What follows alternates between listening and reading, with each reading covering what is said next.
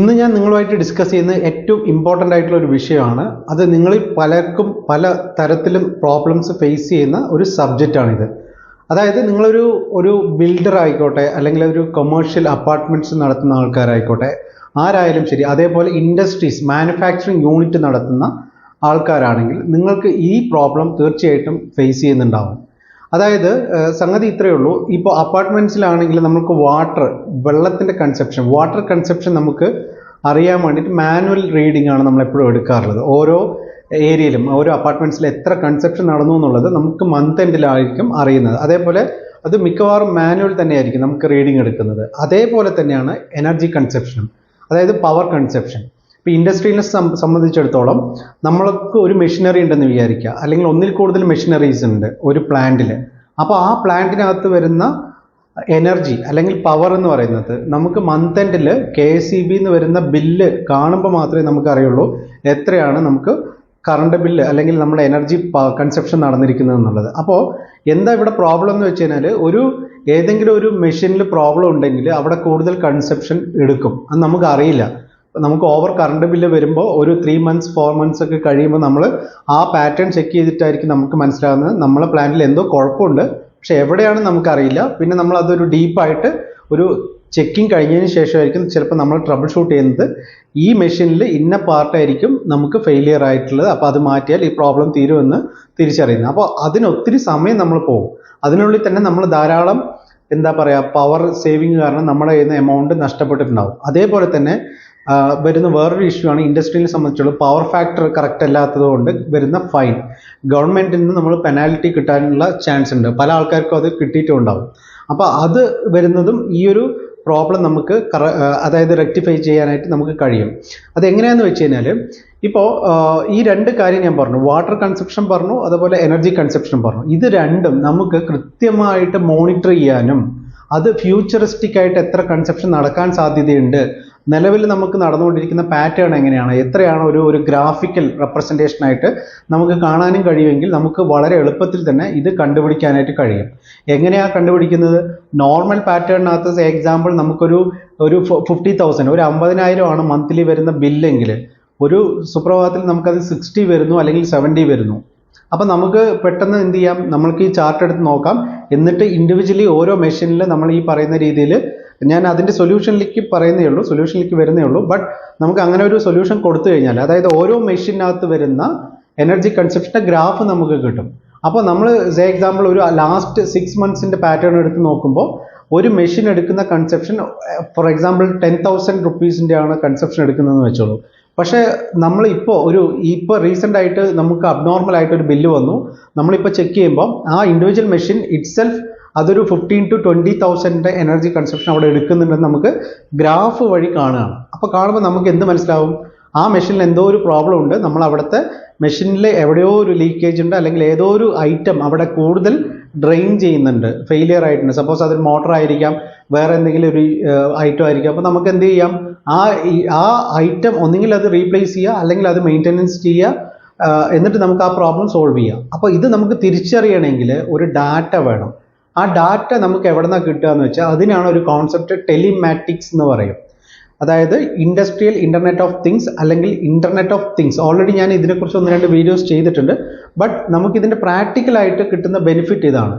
ഇത് നമ്മൾ ഇൻഡസ്ട്രിയിലുള്ള മെഷീനറീസ് ആയിക്കോട്ടെ, അല്ലെങ്കിൽ നമ്മൾ അപ്പാർട്ട്മെൻറ്റിൽ നമ്മൾ വെച്ചിട്ടുള്ള വാട്ടർ മീറ്റർ, സിമ്പിളായിട്ട് പറയുകയാണെങ്കിൽ വാട്ടർ മീറ്റർ നമുക്ക് കമ്പ്യൂട്ടറിനകത്ത് നമ്മളൊരു ഡാഷ്ബോർഡിനകത്ത് കൊണ്ടുവരികയാണ്. എത്ര കൺസെപ്ഷൻ നടന്നു, ഇന്നലെ എത്ര കൺസെപ്ഷൻ നടന്നു, അല്ലെങ്കിൽ ലാസ്റ്റ് 6 months എത്ര കൺസെപ്ഷൻ നടന്നു, ഇനി ഈ ഒരു പാറ്റേൺ വെച്ചിട്ട് അടുത്ത 6 months എത്ര കൺസെപ്ഷൻ വരാം എന്നുള്ളത് നമുക്ക് കൃത്യമായിട്ട് ഐഡൻറ്റിഫൈ ചെയ്യാനും അതിനനുസരിച്ച് നമുക്ക് മൂവ് ചെയ്യാനായിട്ടും കഴിയും.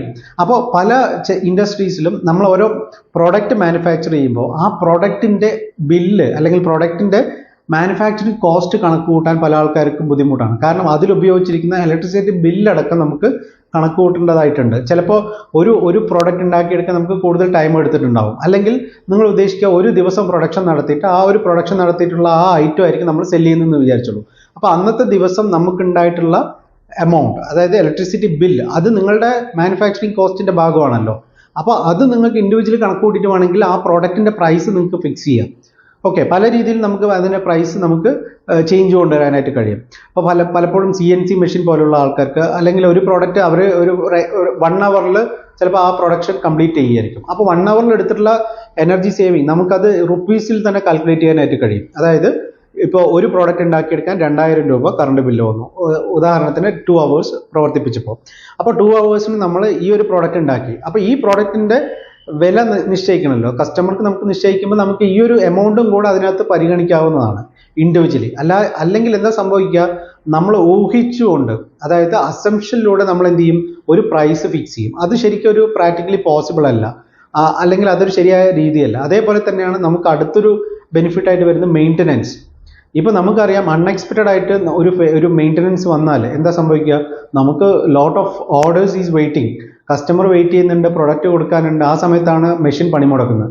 അപ്പോൾ തീർച്ചയായിട്ടും നമുക്കത് വല്ലാണ്ട് ബാധിക്കും. അപ്പോൾ എന്താ സംഭവിക്കുക എന്ന് വെച്ചാൽ ആ സമയത്ത് നമ്മൾ ഇതിനകത്ത് ഇരിക്കുന്ന മെഷീനറി അല്ലെങ്കിൽ ആ ഒരു സ്പെയർ പാർട്സ് അത് ചിലപ്പോൾ ഇമ്പോർട്ട് ചെയ്ത് വന്നതായിരിക്കും, അല്ലെങ്കിൽ നോൺ സ്റ്റാൻഡേർഡ് ഐറ്റം ആയിരിക്കും. ഇത് നമ്മൾ ആ സമയത്ത് ഓടി അന്വേഷിക്കാൻ പോയി കഴിഞ്ഞാൽ ചിലപ്പോൾ മിക്കവാറും അത് പ്രൈസ് കൂടുതലായിരിക്കും. നമ്മൾ എമർജൻസി കാരണം, നിങ്ങൾ എമർജൻസിക്ക് ആരെയാണോ അപ്രോച്ച് ചെയ്യുന്നത് അവർ ചിലപ്പോൾ എന്ത് ചെയ്യും, ഇതിൻ്റെ പ്രൈസ് അങ്ങ് ഇൻക്രീസ് ചെയ്യും. അങ്ങനെയൊക്കെ ചില കാര്യങ്ങൾ ഇതിനകത്തുണ്ട്. അപ്പോൾ എന്താ ചെയ്യേണ്ടതെന്ന് വെച്ച് കഴിഞ്ഞാൽ, നമ്മളൊരു മാനുഫാക്ചറിങ് യൂണിറ്റ് നടത്തുന്ന ആൾക്കാരാണെങ്കിൽ കൃത്യമായിട്ട് പ്ലാനിങ്ങോട് കൂടിയിട്ട് ഏതൊക്കെ പ്രോബ്ലംസ് വരാം, ഏതൊക്കെ ഐറ്റംസ് ഫെയിലിയർ ആവാം, അത് ഫെയിലിയർ ആയി കഴിഞ്ഞാൽ നമുക്ക് അതിൻ്റെ സ്റ്റോക്ക് ഉണ്ടോ, എമർജൻസിക്ക് നമുക്ക് ആ മെഷീനറി അല്ലെങ്കിൽ ആ ഡിവൈസ് നമ്മളടുത്ത് സ്റ്റോക്ക് ഇരിക്കുന്നുണ്ടോ. അപ്പോൾ ഇങ്ങനെയുള്ള കാര്യങ്ങളെല്ലാം നമുക്ക് ചെയ്യാൻ ഈ ഡാറ്റ നമുക്ക് ഹെൽപ്ഫുൾ ആയിരിക്കും. അത് മാത്രമല്ല, ഇത് ചുമ്മാ ഒരു ഇൻഫർമേഷൻ ആയിരിക്കില്ല, അതൊരു ശരിക്കും ഒരു ചാർട്ട് തന്നെ ആയിരിക്കും. അപ്പോൾ നമുക്ക് ആർക്ക് വേണമെങ്കിലും നമുക്ക് എന്ത് ചെയ്യാം, പെട്ടെന്ന് തന്നെ അത് നോക്കിയിട്ട് നമുക്ക് ഐഡൻറ്റിഫൈ ചെയ്യാം, ഓക്കെ ഇന്ന മെഷീൻ കൺസെപ്ഷൻ ഇത്ര നോർമൽ അല്ലാത്ത രീതിയിൽ എടുക്കുന്നുണ്ട് കേട്ടോ, അപ്പോൾ നമുക്കൊന്ന് ആ മെഷീൻ ഒന്ന് ചെക്ക് ചെയ്യണം, അതിനകത്ത് വേണ്ട എന്താണ് മെയിൻ്റനൻസ് എന്ന് വെച്ചാൽ അത് കൊടുക്കണമെന്ന് മനസ്സിലാക്കിക്കൊണ്ട് മുമ്പോട്ട് പോകാനായിട്ട് പറ്റും. അതേപോലെ പിന്നെ നമുക്ക് ആദ്യം പറഞ്ഞ പോലെ ഗവൺമെൻറ്റിൽ നിന്ന് വരുന്ന പെനാൽറ്റീസ് നമുക്ക് ഓൾമോസ്റ്റ് സേവ് ചെയ്യാനായിട്ട് കഴിയും. പിന്നെ നമുക്കെന്താ, ഇത് നമ്മളുടെ മെഷീൻ്റെ കംപ്ലീറ്റ് എനർജി സേവിങ് എന്ന് പറയുന്നത് തന്നെ ഏറ്റവും ഇമ്പോർട്ടൻ്റ് ആയിട്ടുള്ള ഒരു വിഷയമാണ് അല്ലേ. അതേപോലെ തന്നെ നമുക്കൊരു പ്രോബ്ലമാണ് ഫ്യൂവലിൻ്റെ കൺസെപ്ഷനും. അതിപ്പോൾ മെഷീനറീസിൻ്റെ ആയാലും ശരി, അല്ലെങ്കിൽ ഹെവി എക്യുപ്മെൻസിൻ്റെ ആണെങ്കിലും ശരി, നമുക്ക് എപ്പോഴും ഓയിൽ കറക്റ്റായിട്ട് മോണിറ്റർ ചെയ്യാൻ കഴിയാറില്ല. പലപ്പോഴും ഒരു പ്രോബ്ലം വരുമ്പോഴായിരിക്കും നമ്മൾ എന്ത് ചെയ്യുന്നത്, പോയിട്ട് അതിൻ്റെ ഓയിൽ എത്രയുണ്ടെന്നുള്ളത് നോക്കുന്നത്. അപ്പോൾ ഇത്തരം പ്രോബ്ലംസ് എല്ലാം നമുക്ക് ഈ ഒരു സൊല്യൂഷനിലൂടെ നമുക്ക് റെക്ടിഫൈ ചെയ്യാവുന്നതാണ്. അപ്പോൾ ഇതിൻ്റെ പേരാണ് ഞാൻ പറഞ്ഞു ടെലിമാറ്റിക്സ് എന്ന് പറയുന്നത്, അല്ലെങ്കിൽ IoT ഇൻ്റർനെറ്റ് ഓഫ് തിങ്സ് എന്ന് പറയുന്ന കോൺസെപ്റ്റ്. ഈ കോൺസെപ്റ്റ് എന്ന് പറഞ്ഞാൽ വലിയ പ്രത്യേകതകളൊന്നുമില്ല. നമ്മൾ ഈ പറയുന്ന മെഷീനറി ആയിക്കോട്ടെ, അല്ലെങ്കിൽ നിങ്ങളുടെ അപ്പാർട്ട്മെൻറ്റ് ആയിക്കോട്ടെ, അവിടെ ആ ഡിവൈസ്, അതായത് ഇതിനകത്ത് ഒരു IoT ഗേറ്റ് വേ എന്ന് പറയുന്ന ഒരു ഡിവൈസ് ഉണ്ട്. ആ ഡിവൈസ് വെച്ച് നമ്മൾ എന്ത് ചെയ്യുന്നു, ഇതിൻ്റെ ഡാറ്റ ഫെച്ച് ചെയ്തിട്ട് അത് ക്ലൗഡിലേക്ക് നമ്മൾ പുഷ് ചെയ്തിട്ട് ആ ഡാറ്റ ഉപയോഗിച്ചിട്ടാണ് നമ്മൾ ഈ മോണിറ്റർ ചെയ്യുന്നത്. നമ്മളെ ഡാഷ്ബോർഡിൽ കസ്റ്റമൈസ്ഡ് ആയിട്ട് നമുക്ക് ഡാറ്റ മോണിറ്റർ ചെയ്യാനുള്ള ഒരു കോൺസെപ്റ്റാണ് ഞാൻ ഇന്ന് പറഞ്ഞത്. അപ്പോൾ നിങ്ങൾക്ക് ഇതുമായി ബന്ധപ്പെട്ട എന്തെങ്കിലും സംശയങ്ങളോ അല്ലെങ്കിൽ റിക്വയർമെൻറ്റ്സോ ഉണ്ടെങ്കിൽ വാട്സപ്പ് നമ്പർ കൊടുക്കുന്നുണ്ട്, കമ്മ്യൂണിക്കേറ്റ് ചെയ്യാം. കൂടുതൽ ഇതിനെക്കുറിച്ച് അറിയാൻ ആവശ്യമുള്ള ആൾക്കാർ വാട്സപ്പ് നമ്പർ കൊടുക്കുന്നുണ്ട്, കമ്മ്യൂണിക്കേറ്റ് ചെയ്തോളൂ. എന്തെങ്കിലും സജഷൻസോ അല്ലെങ്കിൽ കമൻസോ ഉണ്ടെങ്കിൽ കമൻറ്റ് ബോക്സിൽ മെൻഷൻ ചെയ്യുക. ഈ ചാനൽ ഇതുവരെ സബ്സ്ക്രൈബ് ചെയ്യാത്ത ആൾക്കാർ സബ്സ്ക്രൈബ് ചെയ്യുക. നിങ്ങളുമായി ബന്ധപ്പെട്ടുള്ള ആൾക്കാർക്ക് ഷെയർ ചെയ്ത് കൊടുക്കാം. താങ്ക്